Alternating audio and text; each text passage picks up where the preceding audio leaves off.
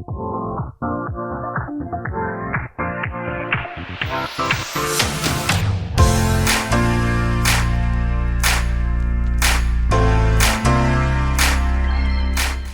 to The Holistic High Achiever. I'm your host, Caitlin Rohowitz. This podcast is proudly sponsored by A Better Body, my therapeutic massage studio here in Madison, Wisconsin, where massage is so much more than just relaxation. At A Better Body, we really believe in personalized, empowering care that supports your overall health and wellness, because when you feel better, you do better. And as a high achiever myself, I know how easy it is to push your own needs aside while chasing goals and building a business and caring for others. And that's why this podcast exists. It's for all of my fellow high achievers and entrepreneurs and mompreneurs, all the go-getters who want to thrive in a fast-paced modern world, but without sacrificing their health and burning themselves out or continuing to put themselves on the back burner. So yes, we'll talk about health, nutrition, and movement, and easy solutions to living healthier, but we'll also cover topics like goal setting, building habits, leading teams, overcoming challenges, and limiting beliefs, which can be applied to any area, including your health, so that you can thrive holistically. So today I have a very special guest. Katie is the co-owner of Express Employment Professionals here in Fitchburg, Wisconsin.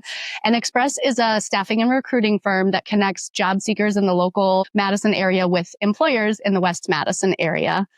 Katie started with Express in 2011, right? And she was an intern, but shortly after her uncle opened their franchise, she moved into recruiting and then office management, and then became an actual partner in the business in 2014 and manages a team of 5. Mm-hmm. And Katie is also a mom to her daughter, who is now 10. So thank you so much for being here and sharing your wisdom with us today. Thank you, Caitlin. I'm excited to be here. Awesome. Okay. So I know I mentioned your daughter is 10, but you're also a dog mom now, right? I am a dog mom. Recently, in the last year, Marlo, Portuguese water dog. So I have pretty bad allergies. I grew up with a dog, love dogs, but have animal allergies. And when you make a promise to your 5-year-old that when she turns 10, we can talk about getting a dog. They don't forget that. So last summer she turned 10, and the whole summer it was like, Mom, remember I turned 10 this summer. So Portuguese water dogs are hypoallergenic. They don't shed. So it's been a great addition to the family. She'll be 1 next month. So I love that. Yeah. So dog mom now, I can add that. Okay. Yeah. And I'm taking notes because my son's 3. So now I know when I say things to him, even just in passing, in 5 years, he'll remember. You remember everything.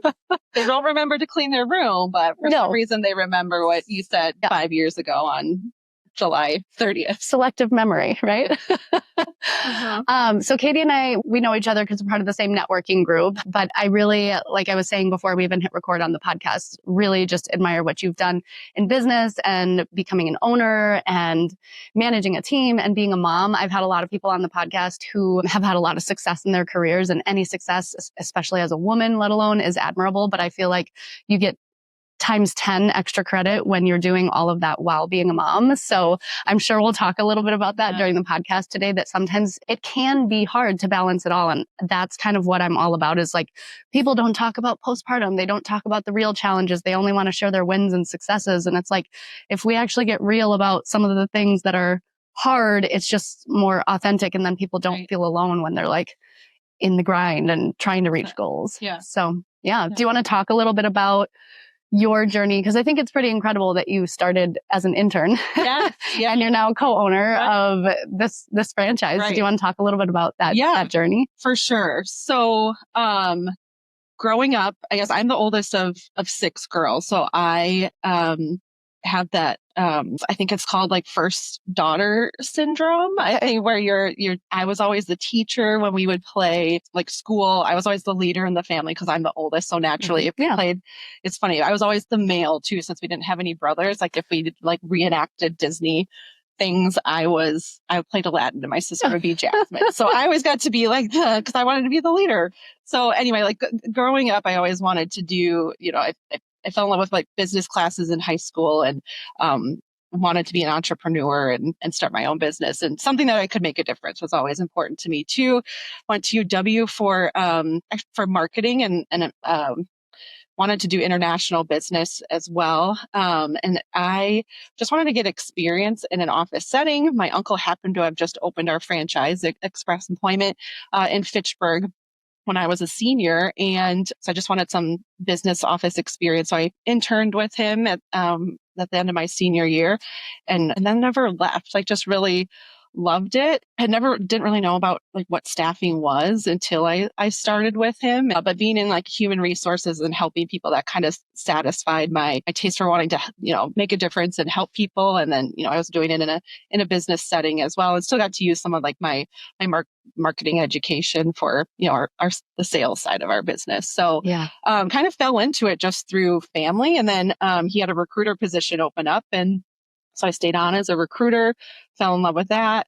And then in 2013, 2014, he stepped out of the day-to-day of the business. My uncle did. And so I moved into, as a 23, 24-year-old, into a partnership and office management, and have kind of grown from there. So I'm just always chasing that leadership and role in something that I can get to make a difference in the community every day too. Absolutely. Yeah. I think that's incredible. And I think you've mentioned before where at first glance it might not seem like helping someone find a career is like really helping their life, but when you think about it, it's what they do every day. Right. Helping someone find not just a company that's a good fit, but like a job they're going to enjoy and like, and actually being strategic about that placement can make a big difference in people's lives. Right.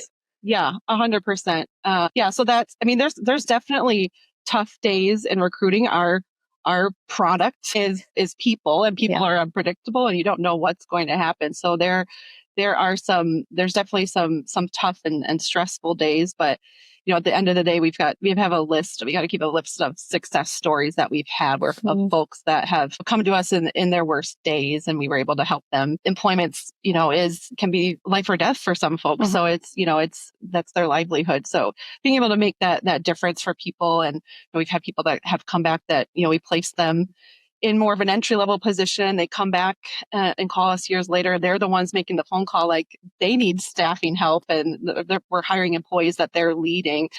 So it's just, the growth of people that we've been able to place and finding them career opportunities is great.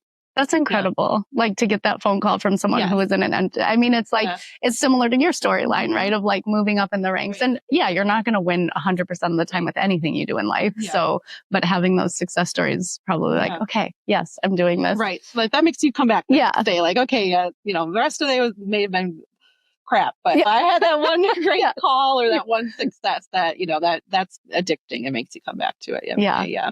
And I think what's unique about your story too is that a lot of companies will like hire out general managers and office managers and things. But I feel like with me owning a Better Body, my staff have always appreciated that like I'm also a massage therapist and have been in their shoes and still do some massages, And I think with you starting as an intern, doing the actual recruiting, like moving up the ranks, you've been in their shoes. Do you feel like that also gives you like a unique either perspective or the type of relationship you have with your team now? Yeah, 100%. We've, my business partner, Carrie, and I are in the trenches every day. I still do some recruiting. So I think that's important to me for my team to be able to, see that I'm, willing to get my hands dirty and do what they're doing, and, have been doing that. But also from doing that all through the years, I'm able to give team feedback and just share stories that, I've gone through too, to help them get through their day to day in the roles as well, for sure. Yeah. You can give advice and feedback because you've been there, not just hypothetical, like we'll just do this in an hour when that's not realistic, because people will say stuff like that all the time. Well, you should be able to do this in 5 minutes. Have you ever done it? Right. Because it takes 5 hours, things like that. So I remember having a client when I first hired my first employee, and I don't know the company. He was CEO of some big company. And I was just chatting with him before his massage. And he goes, well, good for you for like hiring. Managing people is hard. And I remember thinking in my head, what's this guy talking about? This seems so easy. And like now I'm eating my words, because although I love what I do, I would probably say that managing people is one of the biggest challenges of my job, a love-hate relationship type of thing. So would you agree? I think most business owners and our clients that we talk to will say the same thing. Once you get into that leadership role, that's a lot of your job is, the development and engagement of your employees and dealing with the turnover and, trying to maintain and retain your great employees. And it can be costly too. I mean, that's your biggest expense is your payroll too. So it's important to, invest in good development with your team, but it's definitely hard. Yeah. I mean, over the years, I mean, I think every business owner goes through stories of folks that maybe didn't really fit with the team. And I know for me, myself personally, I've learned over the years, I hired people who were a lot like me, because that's what I was comfortable with. So looking at kind of our personality styles, we use the DISC a lot in our office now, but, looking back, I know that a lot of people I hired were the same personality type as me because that's what I was comfortable with.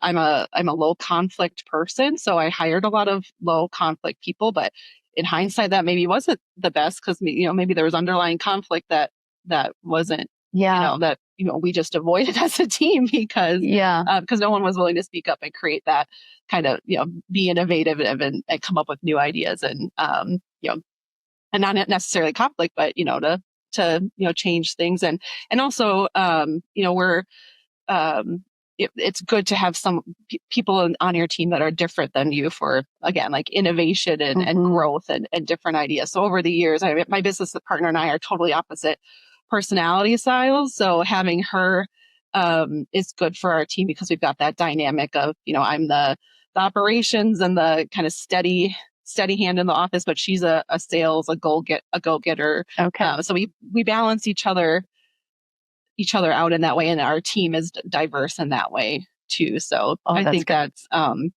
That's been one of the biggest things as a leader that I've taken away over the as I've grown over the years of it's okay to have and good to have different personalities and strengths on the team. Yeah, because when you have different personalities, they're probably going to have different strengths. Like I know I resonate a lot with the like go-getter and being very task-oriented and driven. And then I forget to stop and pause and like show appreciation and gratitude for my team. But someone who is a different personality type and is much more of like a people person, they don't forget those things. And so having that sort of that, and it's not that I don't appreciate it, I just forget to say it because I've already moved on to the next task, you know? That's funny that you bring that up because so my business partner is like that. She's fun. She celebrates the wins.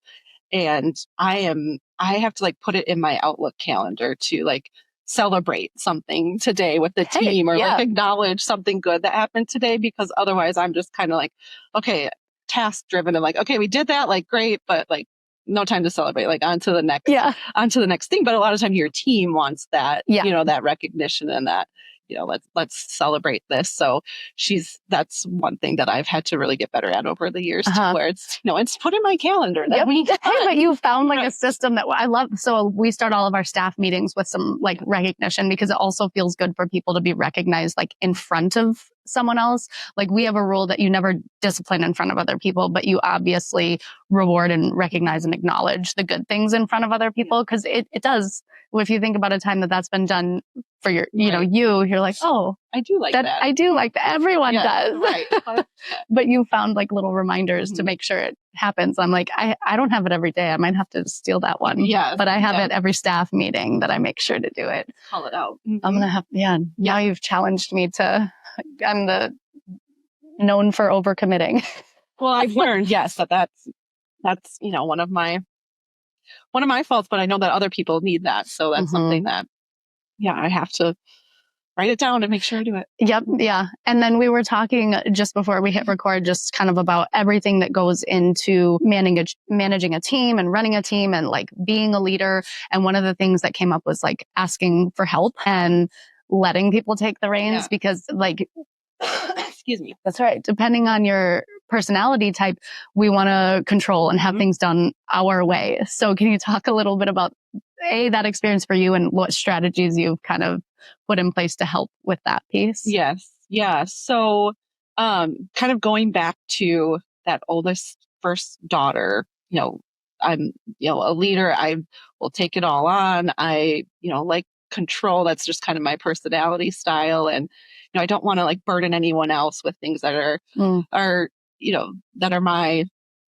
that I can deal with. So, and so, yeah. So sometimes that's kind of one of my other faults is that I'll, you know, can, I won't admit to burnout, but like getting burned out from, just taking it all on and, that perfection side, like, I'll sit and work on something and analyze something and, until I know it's perfect or, I'm 100% ready instead of just like, okay, jump in and take the risk or just go for it. So, again, that's strategies with that. I mean, I guess with my business partner, Carrie, that's been a lot of that's helped me is that she's that like risk taker and just like go for it and stop running reports and like analyzing everything and let's go.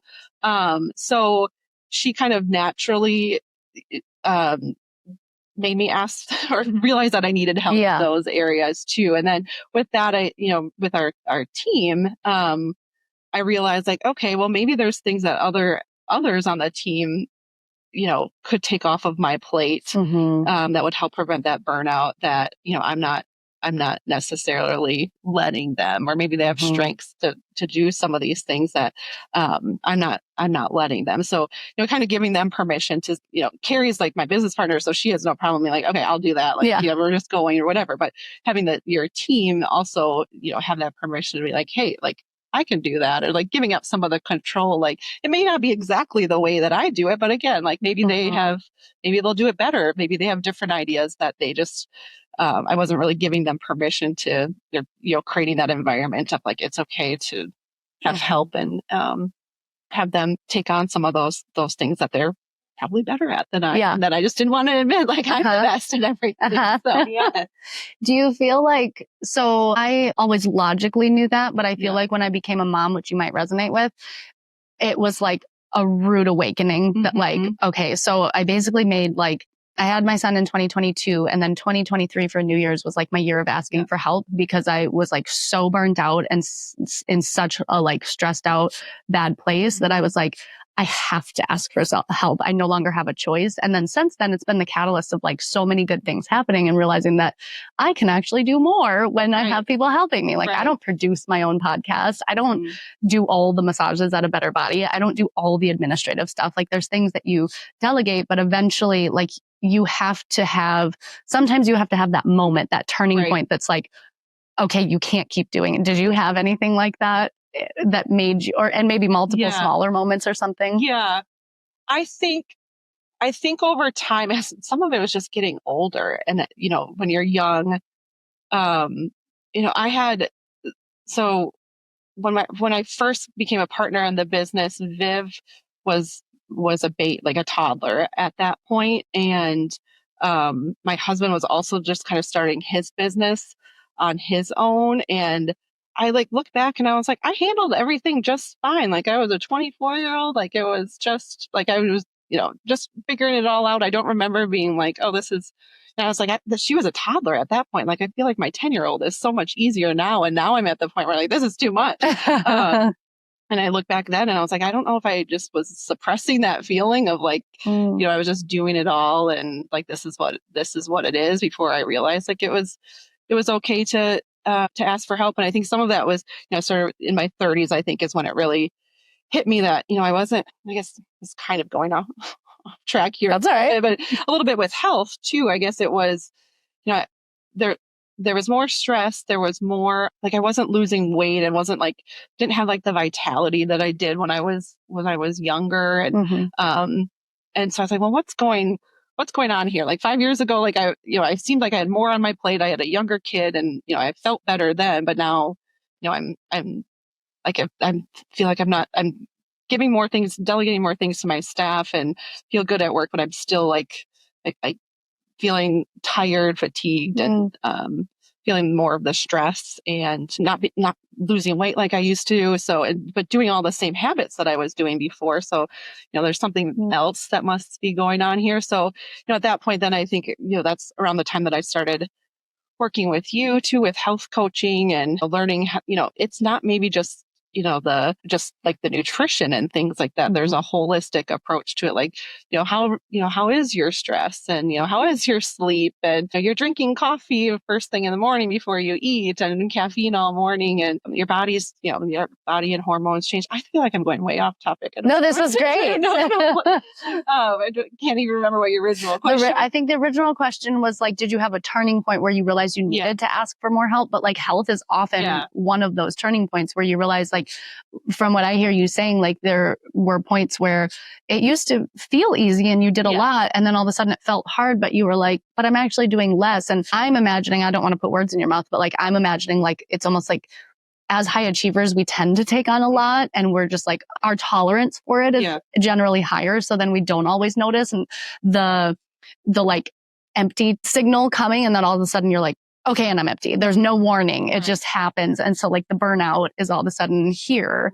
That's kind of what I was picturing. I don't know if that's. No, that's exactly. And I think when I started working with you, I kind of got established some better habits that helped definitely even out my stress levels and, setting some boundaries, and especially working like closely with my husband. Cause even that is an area where like I was like, I can do it. I'm like, I can be super mom. Like I don't need to be like that person that's like, I have to, do these things for my health, and you get to take the kid now because I'm going to go to the gym and get my time in or whatever. So having a good support system and some of those little habits of like planning, like at the beginning of the week, because I know like Monday through Friday it's going to be crazy. So planning our meals, on Sundays or doing meal prep. I remember, working with you on that a lot, and then and planning my movement every day. When is that going to happen?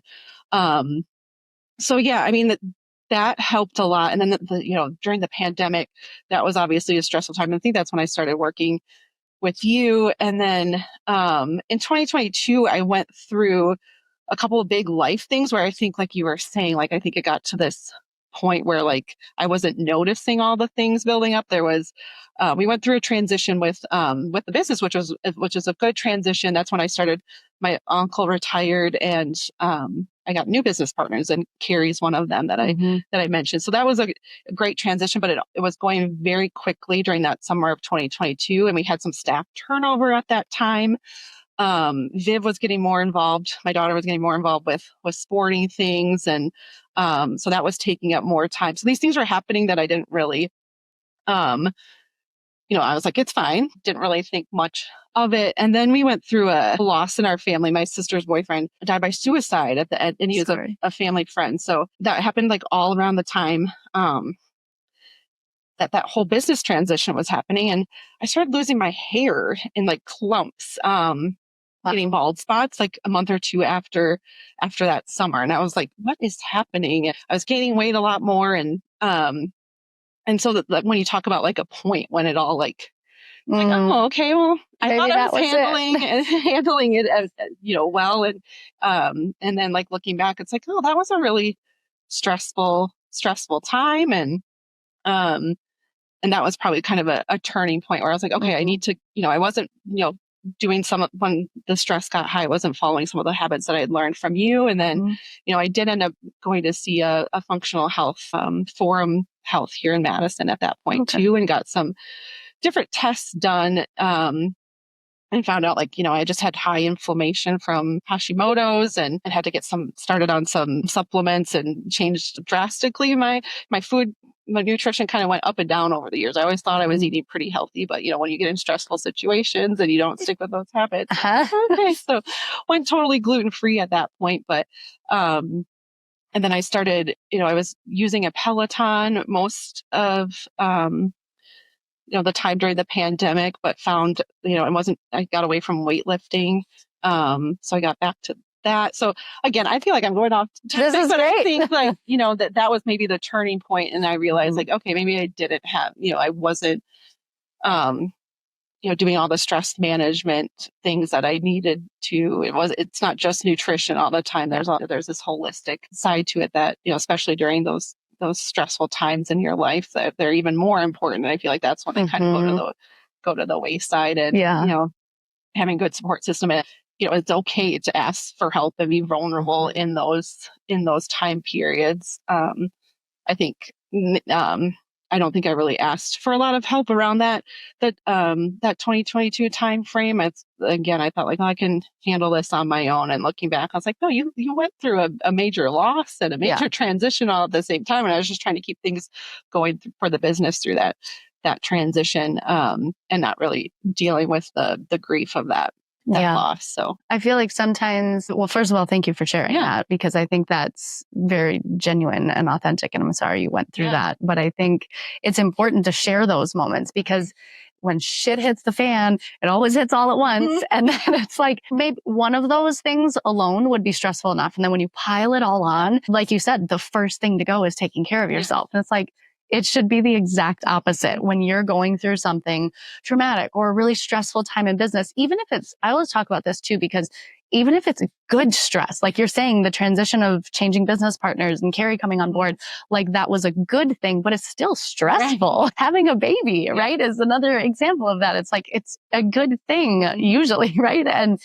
But it's still super, super stressful. And so those are the times you need to take better care of yourself.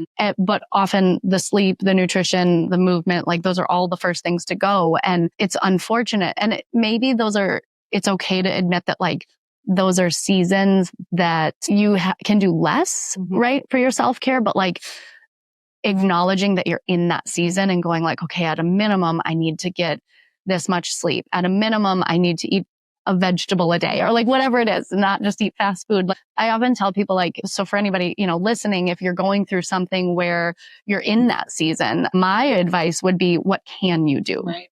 I don't know if you have a different take, like if anyone's going through whatever, like it's never going to be the exact same. Just as you were talking, I'm picturing like 2022 was actually the same year when I had my son and decided to move my house and my business like a crazy person. I'm just like, no wonder I was like that whole year looking back on it. I'm like, what was I thinking? Right.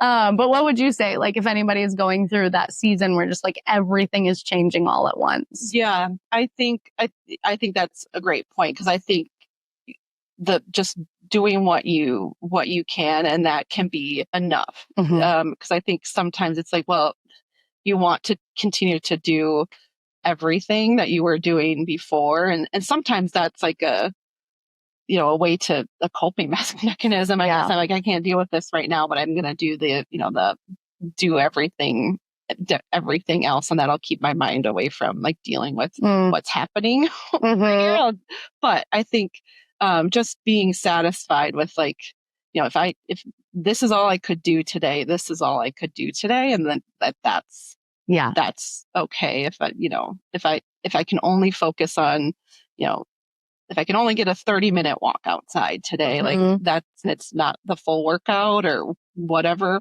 that's fine. Like that's all I could do today. So just focusing on, like you said, what you can do, and not kicking yourself because you get, what you normally would get done. So one of my favorite sayings that you just reminded me of is like, stop.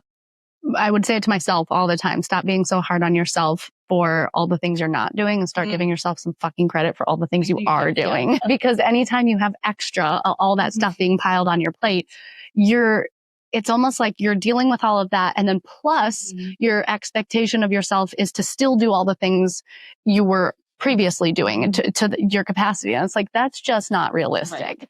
Right. And you wouldn't expect that from someone you love or care about. And you wouldn't expect that from your staff. So like, why do we do that to ourselves? That's a great point too. Like, you wouldn't expect that of other people. You have this expectation of yourself because you have been Superwoman before. So but just because you can doesn't mean you should. You should. 100%. It's not healthy long term. So that was a hard pill to swallow too. But just being okay with that. So I think thank you for sharing all of that. I think, what are some of the things after having gone through that you realize, are there like priorities or like non-negotiables that came out of that for your health that you now realize that like, okay, if I go through something similar in the future, what do I need to make sure happens? Do you have anything like that? Yeah, I think some of the things now, so I did switch, and I think you and I talked about this too when we were doing health coaching. Like, I was working out at at night. And some of it was because I had to, because our daughter is young and with our work schedule. Yeah. Like my husband works early in the morning, and I wanted to go to the gym. Like that was where I wanted to do, get my activity, because weightlifting I found was great for me. So I guess that was kind of a non-negotiable, is that I needed to, beyond just like walking and moving, I needed to, get to a gym and have that community. Mm-hmm. Schedule wise, it wouldn't work for me to do it in the morning because she'd be home by herself. But that was a big shift when she's 10 now. We have a dog. And that was a shift over the last year where, I work out much more in the morning. So, and then I plan. So I make sure on Sundays I schedule which classes I'm going to. So I think, Sundays are kind of a day where I, prep for the week ahead. So you schedule your classes every Sunday. You schedule your classes for the upcoming week. I check in for my classes just so that it's like, okay, at least it's on my calendar. So I think that would be one non-negotiable now, prepping for any, futures. Hopefully nothing that dramatic again, but and stressful, but making sure that I have some time, even if it's, I'm not going to, doing what I can, like keeping that in mind. But, if it's not 4 or 5 days this week, like maybe I can only make it to 3 days this week, and that's okay. But, making sure that it's at least planned, because that's one thing that I found is that, that daily movement and getting to the gym and the community of the gym really helped with my stress level and my sleep, which, the sleep kind of goes into your stress level.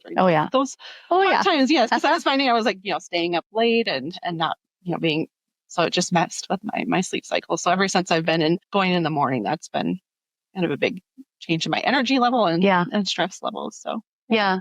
I remember talking about that. I didn't remember it until you just brought it up, but everybody's different, but I tell people to kind of test what works for them, right? A lot of people, if it's an option, right? Sometimes you just have to do what's available, right? Because that's the season you're in. But if you have the option, like sometimes it's actually not best for people to work out after work and later in the day, at least like very vigorously, because of what it does to your energy levels. It messes with like your circadian rhythms, and then you can have trouble sleeping and falling asleep. And then if you're not sleeping, then you don't have energy and you get into this vicious cycle. And so I would say, I don't know if I had to put a number on it, I'll just say like 90% of the people I recommended that to, where they either switched their workouts to like morning or midday, like lunch hour, they have kept it that way. And I always go back to the saying, like, you don't realize how bad you feel until you feel good. And then once you've experienced that, that's like, now I can't change it because this is so much better. And now, Yep. Can't go back to doing it the way I was doing it the other way. Yeah. And maybe that's also part of in the beginning you mentioned, like, I don't know, maybe it's just getting older where our tolerance gets less. I think as we age, you constantly are pivoting and leveling up, right? And then you realize the things that work. And then there's that part of you. I always compare it to like, it's like having heated seats in your car. Once you have heated, at least in Wisconsin, I don't know, but like once you have heated seats in your car, you can't go back. It's just for my back. Now I just use my heated seats all year round to get your circulation going. Sounds like you need a massage too. But I think that is part of it. It's like we don't realize how bad we feel until we feel good. And then when we feel good, we're like, why would I go back? At least intentionally, So I think it's important to like recognize what those non-negotiables are, so that when things do get stressful, you're probably going to have to modify, but you know what to prioritize in that realm, like sleep and movement. It sounds like were the two big things for you. The other thing with that too was that, it helps with my time with my daughter too, to be honest, to have my nights. I wanted to get, have time for myself without feeling selfish about it too. And so working out in the morning or having that time in the morning, sometimes just being up earlier in the morning and getting things done in the morning has helped a lot with, okay, well now my nights are free. So, after school, I'm not coming home, seeing her for 2 minutes, putting clothes on to go to the gym and not being able to sit down and have dinner with her and Jared. So that's also been a big shift with like just having that time with her in the afternoon feels much much better now too. Yeah. And then that's another thing that you value and makes you feel good. Right. And then once that feels good, it's hard to give up. Yeah. Do you feel like there was a transition period where you had to have a conversation with Jared to like accomplish like, hey, this is what I'm trying to do. Can we figure this out somehow? Yes. I mean, I feel like it was probably, he was very supportive of the earlier times because that was always, I always wanted to I needed to go to the gym was always important to me, or have that time to work out to myself or whatever. But it was a struggle because then that meant he was handling dinners and things at night and being with her, on his own. So I know that was, it was more of a struggle, before I started working out in the morning. Or the conversation, I guess, was more of a struggle because he's like, okay, well, if you're working out 3 nights a week, then that means, you're not home for dinner 3 nights a week. So when I switched to mornings, that's definitely been another like huge, stress relief too, because, we're not having those difficult husband and wife conversations about like, okay, well, I do more. Let's keep a tally. Yeah. But he was always supportive of, he's always been supportive of, you could have that time. It was maybe that's just great. More. He's doing more. Yeah. But I think it's still whether things constantly evolve, schedules change, kids grow up and have sports and things like that. And so wherever you're at, I ask that because it's important. I think we always want people to read our minds and like know when we need things, know when we need more self-care. And like, the reality is that's not how it works. Right. And so communicating with whether you have a partner or not, right? Like communicating with your people who love and care about you. Like, hey, could you help with this? Or could I go do this and you watch, the daughter or whatever, or feed my cat while I'm gone. I don't know, just but like we expect people to like read our minds and know what we need. And sometimes we don't even know what we need. But once you figure it out, actually communicating it, because that's huge. Like we said in the beginning, you can't do everything yourself. Right. So figuring out what you need help with and what you need time and space for, and then communicating it properly. Yes, communication. I feel like it's huge. Then you get mad when they don't read your mind. And it's like, oh, did I communicate? I feel like I said it in my head at least. Yes. So what are some of the challenges of being a mom, being a business owner, being a wife, a sister, partner, and like balancing all that? Maybe what are some of the past challenges, but also if there are things you're still struggling with that are current challenges, and kind of how you navigate that ever-changing balance of doing all the things and being super mom. Yes. Yeah. I think first, I don't know who I heard this from, but I don't know if it was Mel Robbins or who said it, but it was, balance is not a thing. If you're always striving for perfect balance, you're going to be striving forever, and you're never going to get it. So I think that's one thing that I had to take into account with Viv as she got older, with more sporting events, and there's more things going on, and so then you try to have even more balance. So I just stopped kind of thinking about having perfect balance, because it's not going to be perfectly balanced all the time. Some weeks there might be, I might have to stay at work a little bit longer, and having that communication with Jared and Viv of like, this is what's happening this week. It's not going to be like this all the time, but this is what mommy does, and this is why I do it. And, I help people. So, sometimes I have to spend more time at work, but then also having those boundaries of, if there's specific things with Viv that I need to be at, like work knows. And I think Carrie and I there's 3 moms in our office. So we try to create kind of a pretty flexible environment of, we want you to be at your kids' events and go on the field trips. And it's hard for working parents to be able to do, especially the field trips, in the middle of the day and whatnot. So we want to have that flexibility. So yes, there's not a week that goes by where one of the moms isn't leaving early to go to a sporting event, or to take their kid to an appointment or whatnot. Because that's important to us as moms to have that up for our team too. So. Yeah, I think it's kind of something that people view as like a luxury for the business owners that like make their own schedules, and then the moms who have to work 9 to 5 just don't get to do that stuff. So I love that you pass that. It shouldn't even be a luxury, right? That you just pass that onto your staff, because as parents, it's like, I always say that like a better body was my first baby and Roman was technically this just here first. But like I'm a mom first, but I still love and care about my work and my business. But that doesn't mean I can't figure out a way to do both and make it work. Like I'm not willing to never see my son, but I'm also not going to let my business fail because I love and care about both of them. And it's like you said, an ever changing, like sometimes there will be seasons where my kid needs more of me and has more going on. And then that's when I ask for help from the leaders in my business. And then there's going to be seasons where my business needs more and we have turnover or whatever, we're open and moving. I don't know, whatever it is. And then I ask my partner or my family to help out more on the family side. And I think it's just willing to be changing when things change. Right. Yes. Yeah. And I think that you brought up, family and support, and obviously Jared is great too, but I'm the oldest of 6 girls. So and all of my sisters live close. So that's been huge for us too, and my parents, are great as well. So they, again, asking for that help, that's been huge. And I know not everybody has that luxury of having family. I have friends that live in different states away from their family. And it's like, I don't know how I would do it without that. Get creative. Yeah. That, I'm grateful for that for sure. Yeah. And tell those people you're grateful for them. You reminded me, I'm not saying it because I'm better at it. I'm saying it because I'm like, oh, I'm terrible. I was going to ask a question and I forgot. Well, first of all, 6 sisters. I feel like that's going to be its own podcast episode someday because I bet there's some stories there. 6? Yeah. Differing personalities. It would be, that podcast would be interesting. We should like separate episodes with each of your perspectives. It's funny how like siblings that come from the same family grew up, they view their childhood differently. So differently. Yeah, it's funny. That's a tangent, but I was like, I had 2 siblings and it was chaotic. So 6 girls.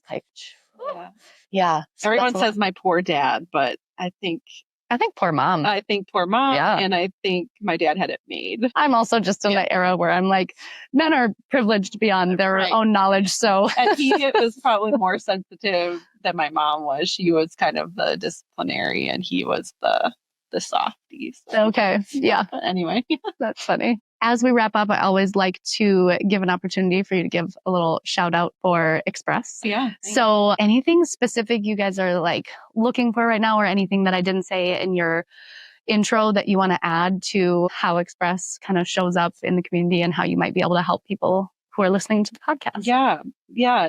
No, we're always willing to work with job seekers in a variety of different industries. We work mostly with companies in the West Madison area, manufacturing companies, office professional. So job seekers, anyone that's looking to connect with great employers. I know, especially in this market, we're always willing we sit down and talk with folks, see what they're looking for. And then we're kind of like that matchmaker between the job seeker and the employers. We have a network of hundreds of different companies throughout the Madison area. So kind of playing that matchmaker, connecting them with great, meaningful work.